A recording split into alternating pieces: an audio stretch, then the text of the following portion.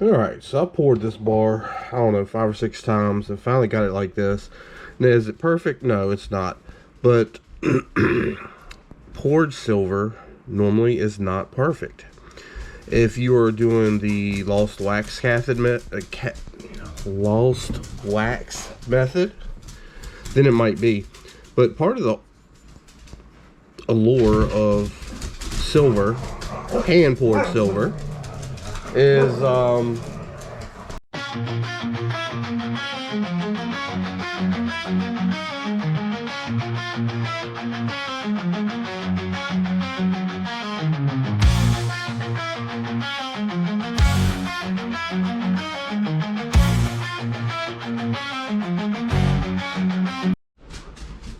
the fact that it's not perfect. You're going to have some imperfections and different things in it. So now it's time to start cleaning it up. Alright, so the cleaning it up and stuff like that could take a while. This is 800 grit. Then you normally go to like 1,000. Then you go to 2,000. Then you go to 3,000 and maybe 4,000 and so on and so forth until you get that shine and stuff on there. But as you're starting, you're going to start 320, 800, depending on what you're trying to do, and kind of get a little bit of a little bit smoother. Alright, so you do the 320 and then the 800 and then the 1,000, and now we're on 2,000 grit. So you can kind of see the shine coming out there on the sides because I've done the sides already.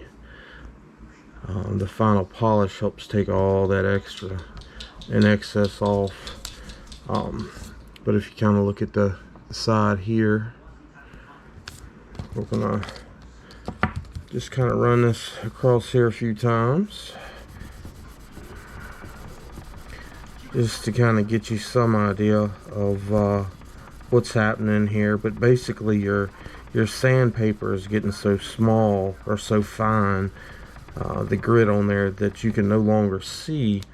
Like on this side you can see the scratches in it possibly, but over here you can start to see scratches are going away because it's getting so fine. And I've used this quite a bit on the sides already, so it's kind of getting worn out. But this is probably my least favorite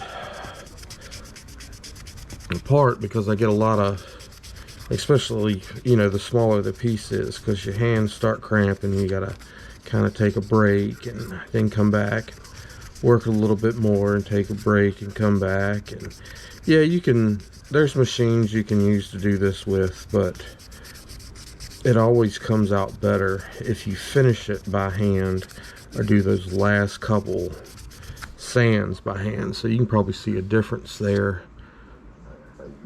if I can get the light on it properly, between this, which is what I just did, and this. So this is 2,000 grit, and depending on what you're working with and how much of a mirror shine, you may end up doing, you know, all the way up to 8,000 and that kind of thing. Depends upon the customer, how much money they want to spend, how polished or mirrored they want it to look.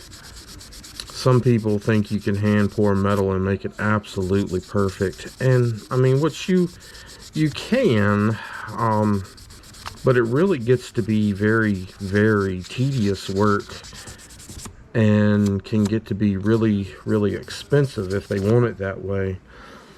Me personally, part of what I like is there's never going to be another bar that comes out like this, so this makes it hand poured. Yeah, I don't want huge nasty looking marks in it, but some dips and some turns and a few different little things that makes it hand done or hand poured. It makes it different. It doesn't make it like any other piece out there, so it becomes unique, and that's what I like. And then if you're doing something like laser engraving it, you have to figure out how to make that work into, you know, the design or the piece that you're doing. And that's what I like about, you know, hand poured art bars, whether it be, you know, metal, whatever type of metal, copper, silver, gold, you know, whatever somebody wants. And there will never be another piece like it because it was handmade. I mean, I can't produce another piece that looks like this one, because there's going to be different spots and different waves no matter what in each piece. And when you're doing hand, that's what you want. You want something different. So I'm going to get me another piece of sandpaper there, and I'm going to keep working at this and getting it all smoothed up and polished up, and then I'll go to the next.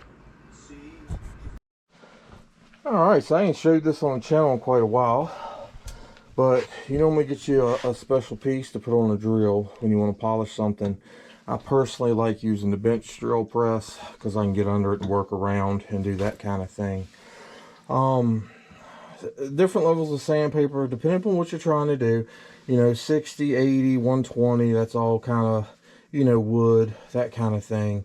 I start getting to 240 and 400 is kind of where I start with my metal. Work my way up to 800 and 1,000, then 1,500, 2,000, 3,000, 5,000, and then this is 10,000. I've never used 10,000, but I have used 8,000 before, which I don't have. And this is all grits of sandpaper, so when somebody wants something polished, it can take a while. I normally start polishing by hand. As you can see, it's got a bit of a shine on there, so I've already polished it some. But we're going to step in here, I think at the 1,000, and give it a good once over and get it polished up good. And then we're going to go to the next step and work our way up to 3,000. If it doesn't look good enough at 3,000, then I'll go to 5,000.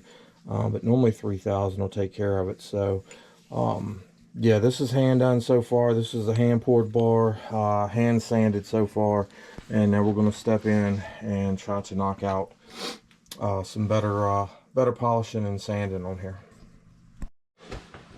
So like I said, I haven't showed this in a while, so I'll probably run this in fast forward, and you may not even get all of it, just some of it. But might help if I plug it up, I reckon. But yeah, so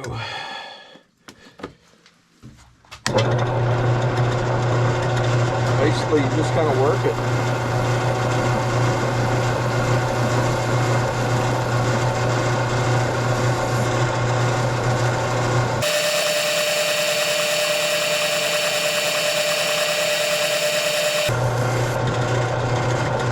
Should be able to kind of see the difference. And you'll run through a few pads on each one pretty quick. But a lot of people think, you know, you just pour it and it comes out looking good, and that's it's not the case. It takes a lot of work when somebody wants, you know, that mirror finish or they want it polished.